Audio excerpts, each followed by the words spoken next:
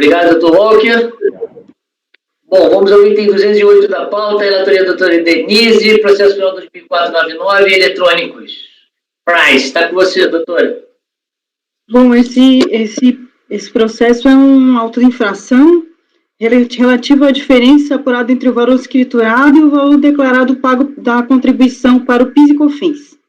O contribuinte, houve uma diligência para que ele apurasse, para que ele demonstrasse a diferença, ele não respondeu, e... Só um pouquinho, peraí. Eu acho que eu estou...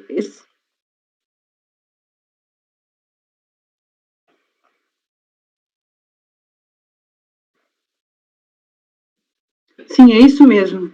Decorrido o prazo, o contribuinte ele não se manifestou, então eu neguei provimento nesse ponto, tendo em vista a falta de atendimento da diligência. Certo. E aí, multa de ofício, o percentual aqui é legal, né? E aí ele fala da inconstitucionalidade da base de cálculo, que é o que ficou pendente de discussão. Só que ele faz um pedido no recurso, um pedido genérico, e não especifica quais as receitas ele quer excluir. Então, em vista disso, eu conheço o recurso e nego o provimento ao recurso. Eu estou me lembrando que a gente tinha, aqui você tinha falado, tinha dado provimento mais condicionado. Tá, entendi. Isso. Perfeito. Ok, doutor Vinícius, eu me lembrei, agora eu lembrei do programa, eu me lembrei disso. Doutor Vinícius. O relator. Doutor Walker Araújo. Relatora. Doutor Jorge. O relator. O senhor tem que aparecer aí, doutor. Obrigado. Doutor Zé Renato. O relator. Doutora Larissa. O relatora. Doutor Rafael. Acompanha a relatora, presidente. Eu também. Então, ligado o provimento por unanimidade, o item 208 da pauta. 208 da pauta. Agora, item 209 da pauta. De relatoria do Dr. Walker, Estado do Paraná. Processo final 218-12. O senhor está com a palavra, doutor Walker Araújo. Só um minuto, por favor, que eu vou abrir aqui.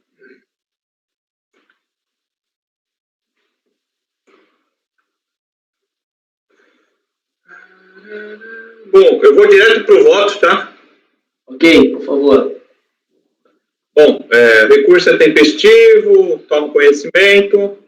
Questões de mérito. Base de cálculo PIS-PASEF. A contribuição para o Programa de Formação do Patrimônio do Servidor Público, PASEF, foi instituída pela Lei Complementar 8 de 70. Nos termos desse diploma, são contribuições para o PASEF, a União, os Estados e municípios e os territórios, bem como as autarquias, empresas públicas, sociedades de economia mista e fundações. O artigo 2 da Lei Complementar 870 assim dispõe. Aí eu vou dispensar a leitura do artigo. A incidência de tal contribuição se ativou em consonância com as inovações introduzidas pela Lei 9.715/98, com alterações promovidas pela MP 21.5035, que assim dispõe. Aí ele traz aqui que ele fala das receitas correntes, que serão incluídas em qualquer receita tributária, deduzidas as transferências efetuadas por outras entidades. Aí tem o decreto 4524 também, que trata da questão de receitas arrecadadas e transferências correntes. Bom, no caso da União, Estados, Distritos Federais e Municípios, portanto, a base de cálculo da PASEP é composta pelas receitas correntes arrecadadas, transferências correntes destinadas à manutenção e funcionamento de serviços e transferências de capital destinadas a investimentos recebidas de outras entidades de administração pública.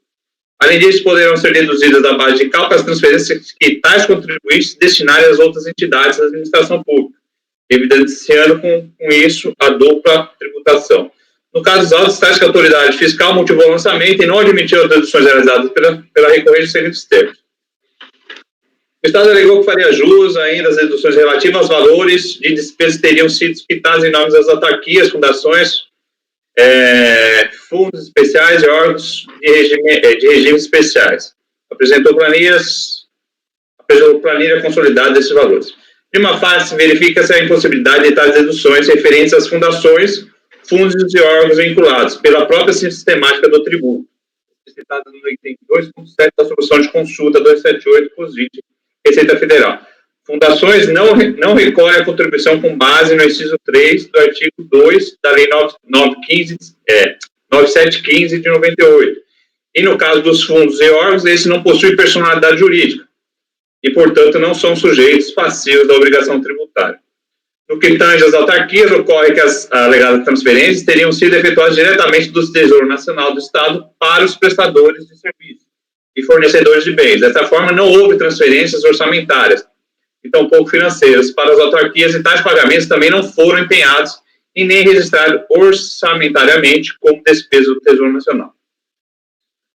O Estado alega que as autarquias teriam inserido os valores de suas despesas pagas pelo Tesouro Nacional à base de cálculo de suas contribuições, e que, portanto, o Estado, como entidade transferidora de recursos, faria jus às deduções em sua própria base de cálculo. Porém, se, de fato, as autarquias incluíssem na base de cálculo do PASEP as despesas com fornecedores pagos pelo Estado, incorreriam em erro por ausência de tipicidade tributária, tendo em vista que tais despesas não se enquadrariam na hipótese de incidência do tributo, ou seja, o oferimento de receitas correntes, transferências correntes e de transferências de capital.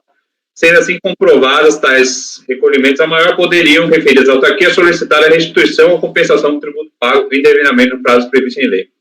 Portanto, não é o caso de aplicação da parte final do artigo 7 da Lei 9715 de 98, ou seja, não cabe dedução da base de cálculo relativa a esse pagamento. E mais, ainda que houvesse efetivamente repasse de recursos às autarquias, necessário seria analisar a natureza dessas transferências, se voluntárias ou constitucionais e legais, e também se possuem natureza orçamentária ou apenas patrimonial, para confirmar a possibilidade de dedução nos termos da solução de consulta 278/2017. Em resumo, a fiscalização entendeu que, 1. As transferências feitas aos fundos e órgãos vinculados não admitem deduções por parte do ente que realizou a transferência, considerando que fundações não recolhem a contribuição para o inciso 3º do artigo 2º da Lei 9715 de 98. E, no caso dos fundos e órgãos, esses não possuem personalidade jurídica própria, portanto, não são sujeitos passivos da obrigação. E 2, a recorrente desobedeceu o comando legal previsto no referido dispositivo, que prevê a destinação direta às entidades públicas como requisito para a dedução dos montantes transferidos, e destinou os recursos diretamente às prestações de serviços e fornecedores de bens, tornando-se assim inadmissível, né? E destinou os recursos diretamente às prestações, tornando-se assim inadmissível, né? A dedução. Em que diz respeito às transferências destinadas aos fundos e órgãos, entendo que referidos fundos também não podem ser considerados fundos específicos determinados na esfera governamental, mas sim fundos multigovernamentais, que não possuem personalidade jurídica própria e que são compostos por recursos primordialmente dos estados e municípios, completados pela União e fiscalizados de forma concorrente pelas 3 esferas de governo. Logo, por terem natureza contábil, não são dotados de personalidade jurídica. Artigo 41 do Código Civil não entregam, assim, o rol de deduções do artigo 7. Já em relação às transferências efetuadas diretamente aos prestadores de serviços, fato este incontroverso nos autos, entendo que o lançamento fiscal também não merece reparos, considerando que a lei expressa determinar o nascimento do direito perseguido pelo recorrente. Com efeito, o artigo 7 é claro ao determinar que as deduções poderão ser realizadas somente quando efetuadas a outras entidades públicas. Fosse a intenção legisladora ampliar o rol de possibilidades, teria deixado devidamente explícito.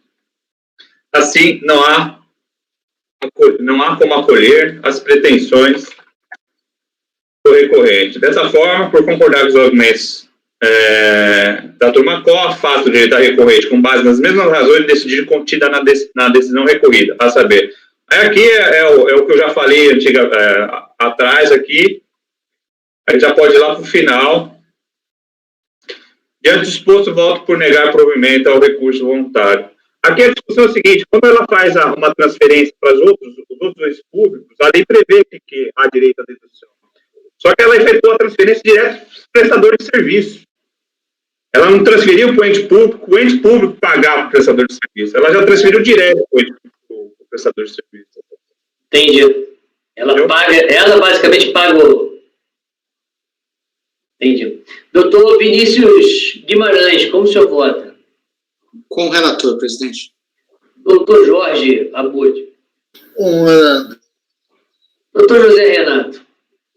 Com o relator. Doutora Larissa. Com o relator. Doutor Rafael. Com o relator, presidente. Doutora Denise. Com o relator. Eu também voto como relator. Então, foi negado o provimento por unanimidade o item 209. Agora, item 210 da pauta. Doutora Denise, peço com a Joaçaba.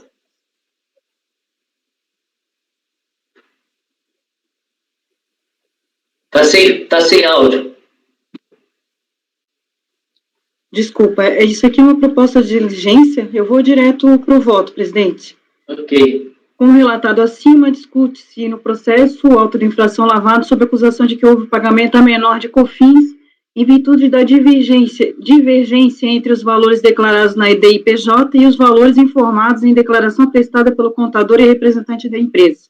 Nos termos do início da ação fiscal, a autuada foi intimada a apresentar o demonstrativo analítico da base de cálculo de COFINS, identificando as receitas e possíveis exclusões nos respectivos códigos utilizados no plano de contas da empresa. Em resposta à intimação, a autoridade fiscal apresentou o demonstrativo intitulado como composição da base de cálculo para COFINS, na qual estão indicadas todas as receitas brutas, vendas de frete, receita de serviço, etc., bem como as exclusões, venda cancelada, descontos concedidos e abatimentos, e outros dados considerados irrelevantes.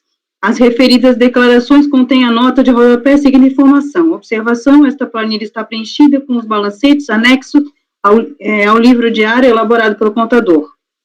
Também consta nos autos os códigos das contas contábeis utilizadas nas páginas do livro Razão, nas quais foram lançados tais registros.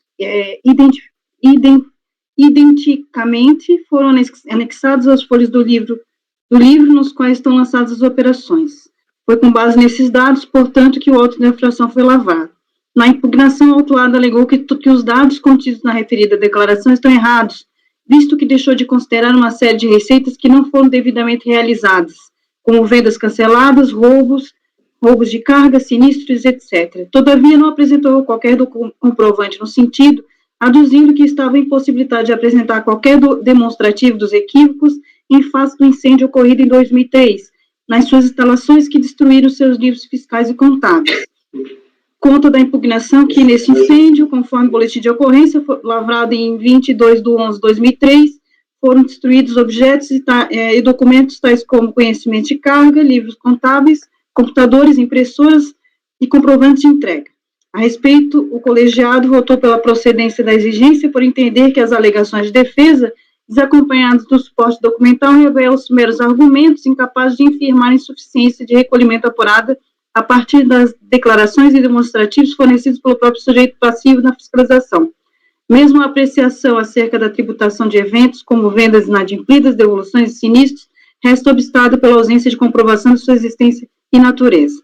Em sede de recurso, a autuada defende que o fisco não logrou sequer comprovar se os valores referentes à incidência de COFINS estavam devidamente destacados nos valores por ele utilizados. Acrescenta que a DIPJ apresentada apurou valores discrepantes de que constatou a Fazenda, porém não foi feliz em comprovar a inadimplência, nem que os valores apurados se constituem verdadeira base de cálculo para a incidência dos tributos cobrados, pois podem ter sido considerados valores que deveriam ter sido abatidos e não foram. Sustenta recorrente que a comprovação dos atos da administração pública não constitui meros ônus, pois a administração é atrelada ao princípio da motivação de seus atos, sendo, portanto, imprescindível a comprovação dos fatos ensejadores de consequências jurídicas ou aos jurisdicionados. Além disso, informa que foi preciso realizar novos cálculos em virtude de documentos perdidos, porém, quando da ocorrência da fiscalização, a recorrente não tinha oportunidade de apurar todas as hipóteses de abatimento. Afirma que, com o passar do tempo, foi possível realizar novos cálculos à medida que se iam recuperando as informações perdidas em incêndio, e não foi possível apenas por meio de backup encontrado no setor de informática, esses novos cálculos juntados aos autos por meio de mídia digital CD-ROM. Ele diz aqui que, entre eles, existe um livro de registro de saída, que eu não coloquei aqui. Uma vez que a autuação foi lavada exclusivamente pela diferença entre os cálculos da DIPJ e constantes no demonstrativo da própria empresa, Quando do cálculo da COFINS, entendo que a verificação desse documento juntado em mídia digital assume um papel importante em solução de litígio, pois constitui significativamente para o deslize justo. Resumindo, entendo que que tem a regra, a exceção à regra, no caso, artigo 16, inciso 3º, a linha A, que fica demonstrada a impossibilidade de sua apresentação oportuna em momento de força maior.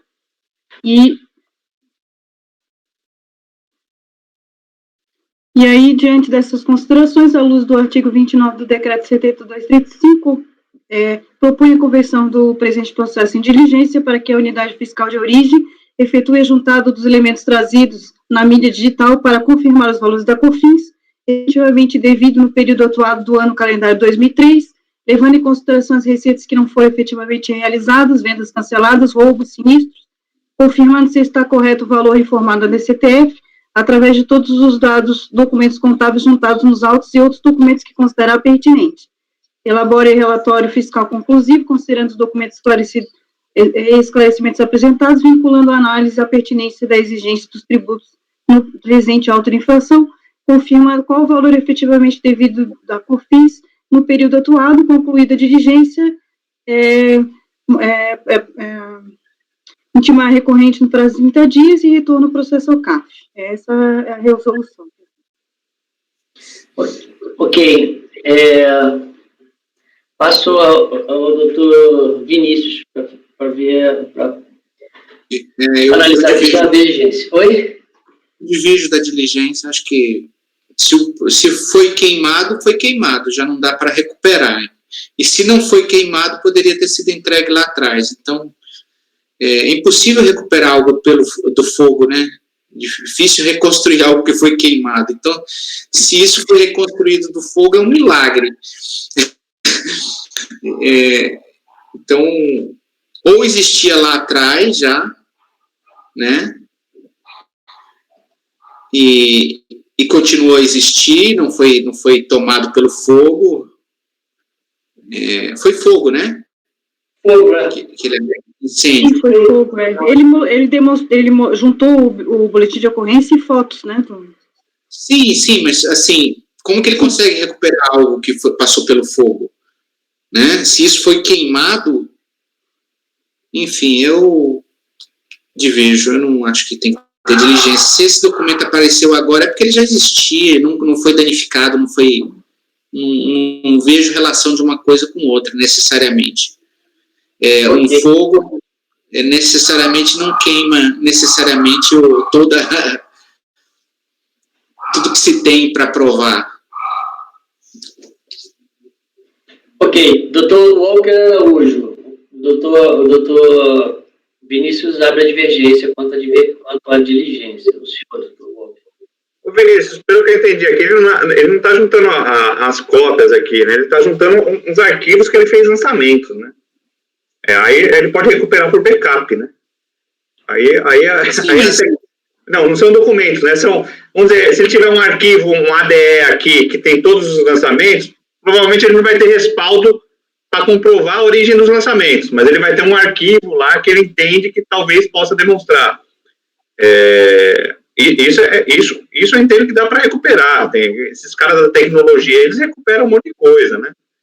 Se você vê, fazendo um paralelo aí com um caso recente que ocorreu da morte do menino Henry aí, eles conseguiram recuperar informações apagadas do celular com aquele programa.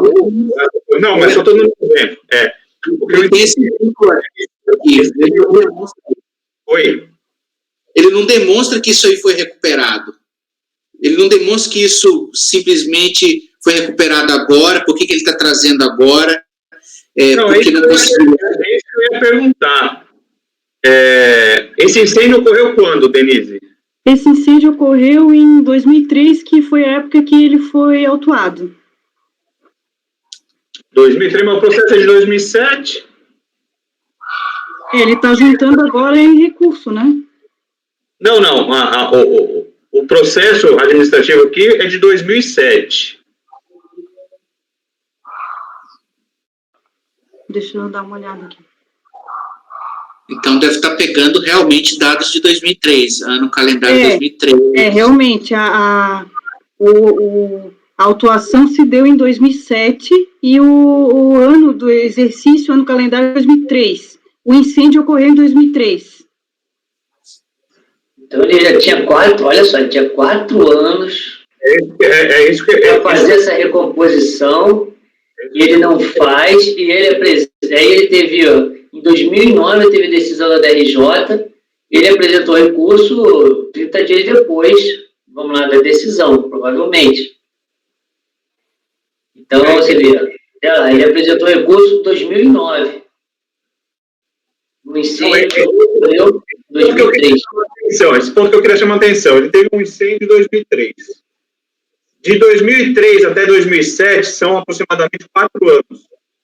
Isso. Nesses 4 anos eu acho que ele não se importou em fazer a reconstituição, né? Pegou fogo, deixa tudo para lá, né? Aí em 2007 ele foi autuado. Provavelmente ele passou por uma autorização anterior. De 2007, aí ele apresentou impugnação. Ele depois demorou todo esse tempo para trazer um CD, que a gente também nem sabe o que tem de conteúdo nele. Eu acho um pouco difícil, né? Senhores, eu fui obrigada a colocar essa proposta, eu já tinha feito até o voto nele. Mas não, assim, tudo bem, mas vamos lá, vamos na proposta, depois a gente vai ao mérito. Como o senhor vota, doutor Walker? O senhor quer vista? Não. Eu vou acompanhar a divergência. Ok. Doutor Jorge? Acho que passou um tempo muito grande aqui para uma coisa muito próxima, mas passou um tempo muito grande, né? O incêndio de 2003. Em 2007, se ele tivesse recuperado esses dados aqui, ele já deveria ter apresentado já, né? Então, com a divergência. Ok. Doutor Jorge? Divergência. Ok. Doutor Zé Renato? Divergência. Larissa? Divergência. Rafael? Divergência. Doutora Denise é a relatora e também voto com a diligência. Presidente, eu vou tirar a diligência e concluo pelo desprovimento do recurso voluntário. Eu coloquei todas essas considerações que o Walker colocou da distância da data, né? É verdade. Mas eu queria colocar aqui só para discussão. Ok, então, a senhora, com as provas que tem nos autos, uma vez que a senhora vai tirar essa proposta de diligência, né?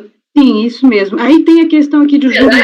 Na verdade, das duas, uma. Ou a gente deixa consignado que foi proposta essa diligência pela senhora e foi superada a diligência.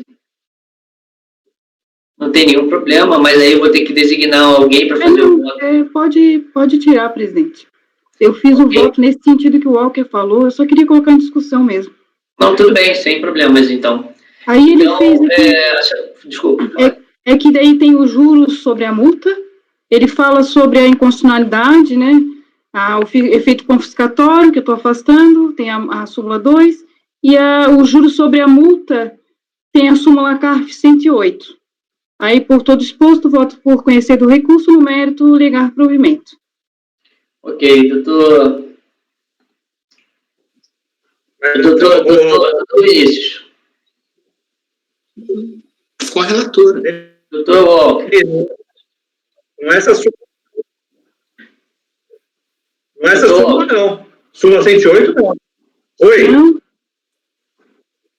Peraí. É incide juros moratórios calculado... Desculpa, eu me enganei. É com a relatora. Ok, doutor Jorge. Eu me enganei, desculpa. Doutor Jorge. Doutor Zé Renato. Com a relatora. Doutora Larissa. Relatora.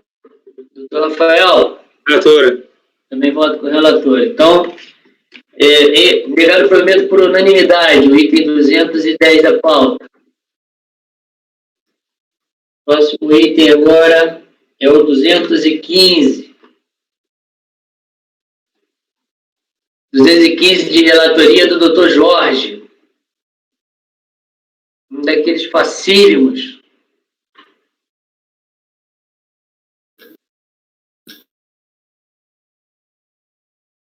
Você já estava... Primeiro, liga o som, Jorge.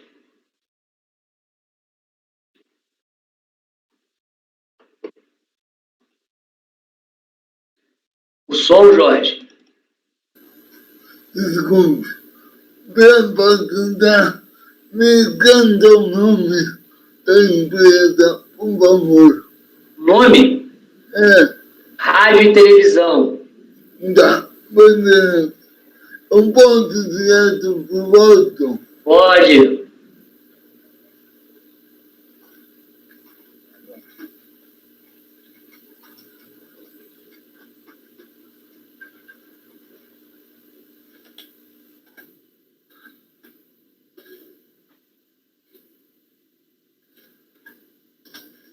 Discussão TCA. Voto.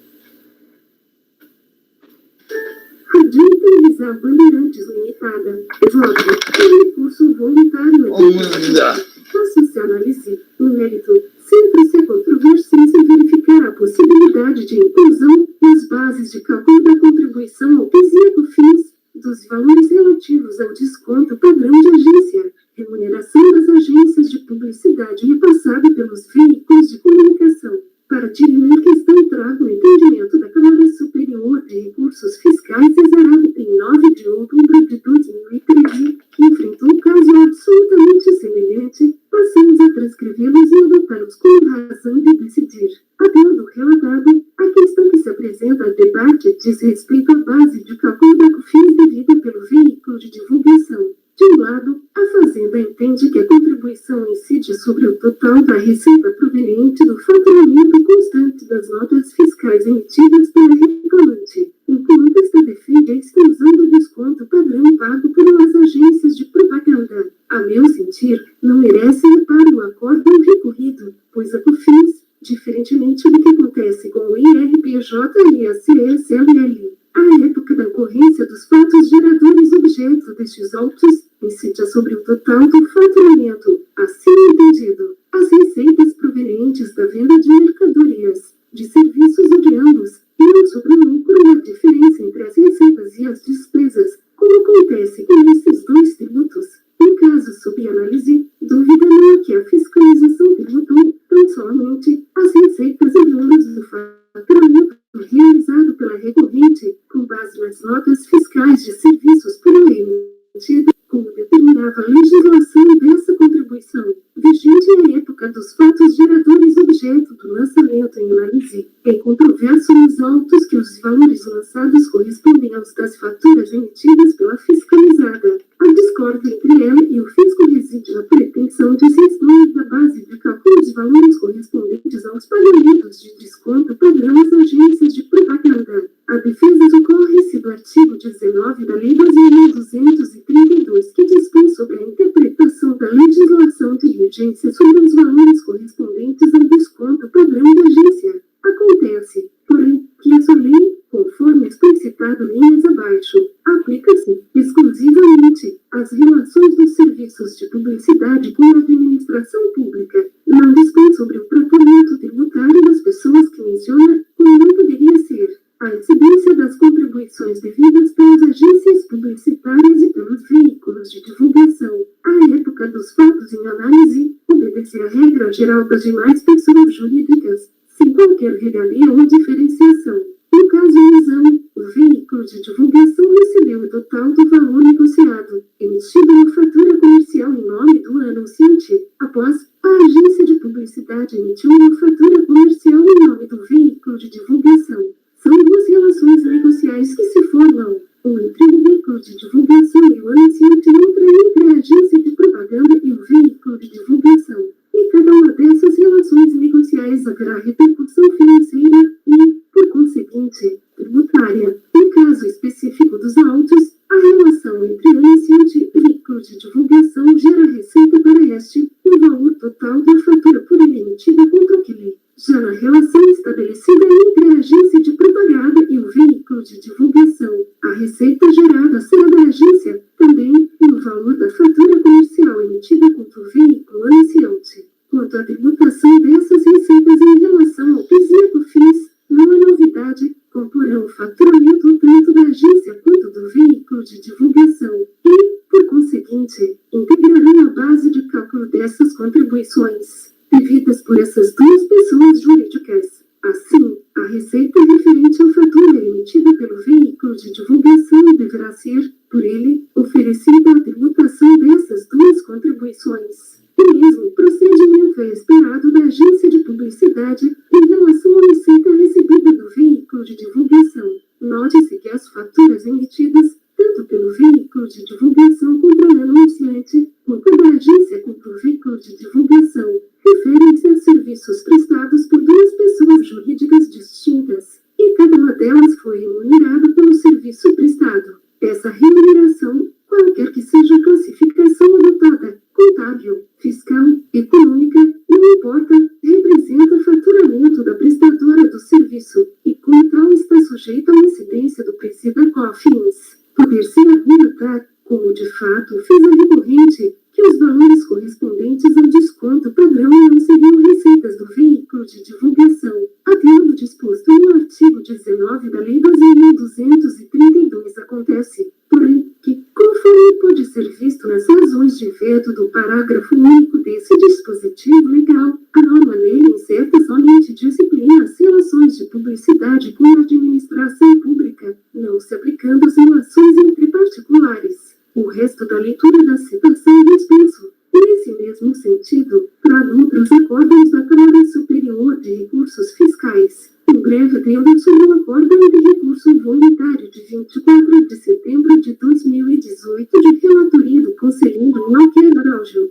citado no recurso voluntário. Mesmo acompanhado o relator naquela assentada, reservo-me o direito de alternar minha posição em função de entender que a posição esposada repetidamente pela Câmara Superior de Recursos Fiscais reflete melhor a adequada aplicação da norma aos fatos. O motivo de agora destoar do entendimento do nobre conselheiro, a quem cumprimento pela maestria apresentada em seus diversos votos, é o tocante à argumentação estendida, quanto ao artigo 19, segundo o qual o desconto padrão de agência constitui receita da agência de publicidade, por isso, não pode ser contabilizado como receita própria do veículo de comunicação. O entendimento do recurso voluntário, apoiando-se no do processo de final 91, foi no sentido de que será relevante para a apuração da natureza da verba desconto padrão o anunciante qualificar-se como administração pública particular. Pelas razões já trazidas, o artigo 19 é inaplicável ao caso sob exame, por ser específica para as contratações com a administração pública. Portanto, curvo-me diante do entendimento da Câmara Superior de Recursos Fiscais. Sendo assim, conheço do recurso voluntário e nego o provimento ao recurso do contribuinte. E com o voto, Jorge Limado de relator. Ok, doutor Vinícius. Com o relator. Doutor Walker Araújo. Eu vou abrir divergência. Inclusive, eu voto que o Jorge me poupou o tempo de procurar. Obrigado, Jorge. Naquele voto lá, inclusive o Jorge nos acompanhou, né? A gente excluía esse desconto padrão aí da base de cálculo. Eu já tenho posição, então abro divergência para dar provimento ao recurso voluntário. Ok. Doutor Jorge não, doutor Zé Renato. Com a divergência. Doutora Larissa. Como relator. Ok. Doutor Rafael. Divergência. Doutora Denise. Com a divergência, presidente. Com a divergência? Ok. Eu voto com o relator. Nesse caso aqui é uma auto de infração, né? Auto de infração. Então...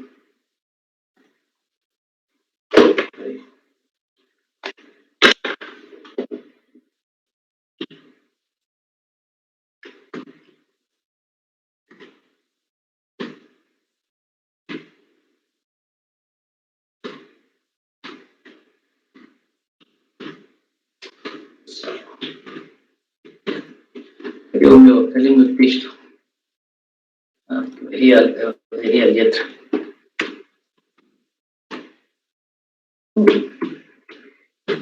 Cadê o texto, meu filho? Só um minutinho. Tá.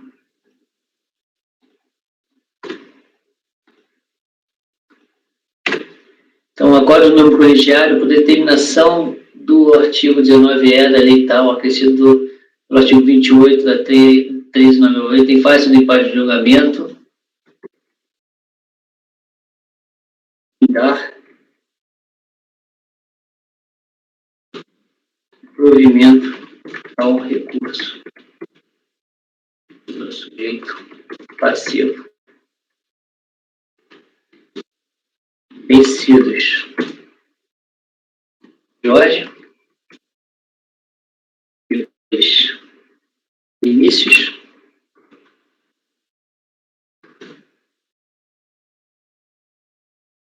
Jorge, Vinícius. Larissa.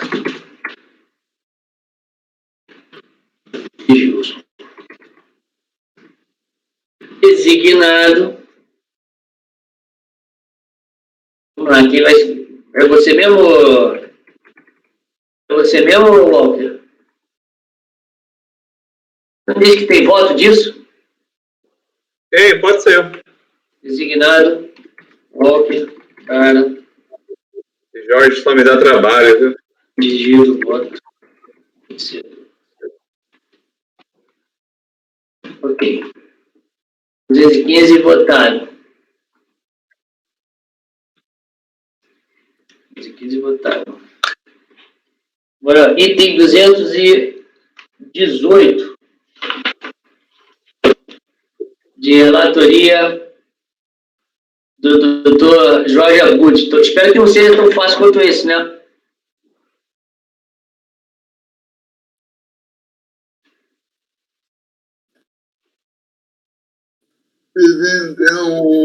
Marcos, se o senhor me permite, eu vou direto ao voto. Permito. O quê?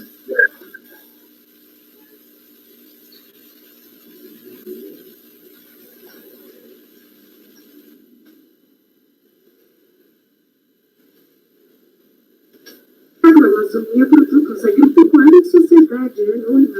Voto. Da admissibilidade do recurso. Entende-se que o recurso é admissível por atender a forma do artigo 65 do ICRF. 2 do cabimento. O recurso é tempestivo. 3 da contradição. Acusa embargante que o acordo é contraditório, pois afirma ser necessária a apresentação de documentos comprobatórios, ao mesmo tempo que reconhece a julgada de tais documentos pela embargante. O voto reproduz em grande parte a decisão da DRJ, mas não enfrenta, de fato, as contestações efetuadas pelo embargante em recurso voluntário, especialmente quanto à apresentação da escrituração fiscal retificadora em 23 de novembro de 2016. Antes do recebimento da ciência do despacho decisório e apresentado o recibo na manifestação de inconformidade. Por conseguinte, a escrituração fiscal foi apresentada na manifestação de inconformidade, uma vez que a EFB fica à disposição da RFB. Esse arquivo não foi auditado pela fiscalização, o que, aparentemente, está contraditório com a afirmação feita no voto. Ocorre que a escrituração fiscal retificadora EFB foi apresentada em manifestação de inconformidade e não foi auditada pela fiscalização, ao que parece, já que durante a fiscalização a EFB ainda estava zerada. Ao longo do voto, o relator afirmou que a DCTF não se presta à comprovação do direito, sendo necessárias provas, como demonstrativos contábeis e fiscais. Ocorre que a EFB é a escrituração fiscal, em princípio, o ponto de partida para a comprovação da apuração de PIS e COFINS. Neste ponto, o voto dispôs. O exceto não dá a entender que nenhuma prova foi apostada, mas a EFB foi entregue antes da manifestação de inconformidade. Em adição, ao longo do voto, o relator faz menção, de forma genérica, sobre a necessidade de se provar o direito com documentos aptos e idôneos, inclusive transcrevendo trechos de instruções normativas que remetem à necessidade de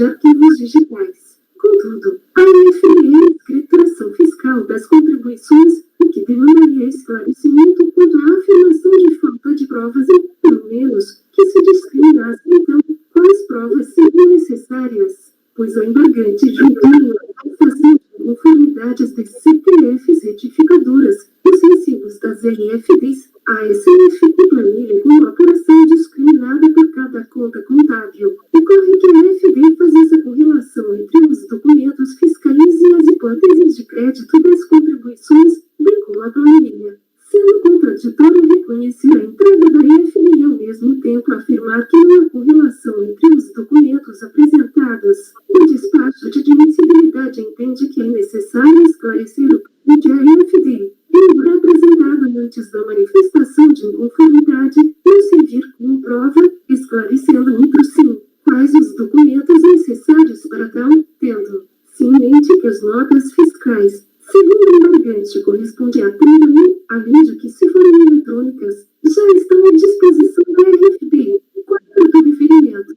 Um breve histórico auxiliar a esta empreitada. Para tanto, próprio voto apresenta um breve histórico que dispensa a leitura. O despacho de admissibilidade assinala. Ocorre que a escrituração fiscal retificadora FD foi apresentada em manifestação de inconformidade e não foi auditada pela fiscalização, ao que parece, já que durante a fiscalização, a FD entrega estava zerada. Parece ser esse o entendimento mais adequado, já que a informação que se segue no acórdão de manifestação de inconformidade, mantida pelo acórdão de recurso voluntário, é a seguinte: a semelhança do que ocorreu no entendimento de malha do CPF, interessada junto aos autos da planilha de controle de créditos e apuração do PIS/COFINS, a qual se demonstra insuficiente para comprovar as notificações, pois se limita a informar que o crédito pleiteado, no valor de R$ 228.000, é oriundo de crédito de COFINS de meses anteriores.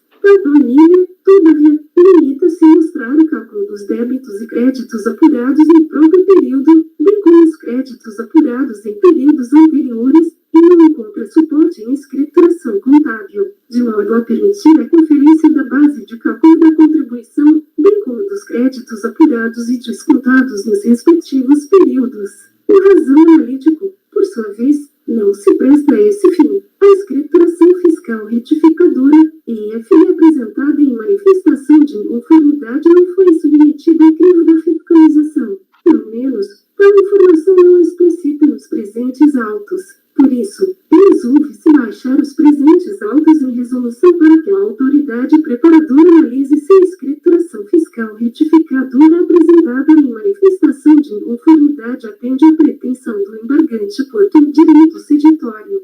Sendo assim, acolhe os embargos com efeitos infringentes e assim sanar a contradição, propondo baixar os presentes autos em resolução para que a autoridade preparadora analise se a escrituração fiscal retificadora, EFD apresentada em manifestação de inconformidade atende à pretensão do embargante por direito ceditório. E com voto.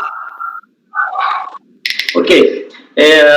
Doutor Vinícius, concorda com a resolução? Sim. Doutor Walker?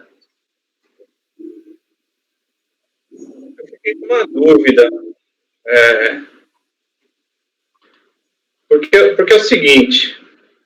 Então vamos interromper a gravação para eu ter que liberar a Patrícia. Tá? Ok, presidente.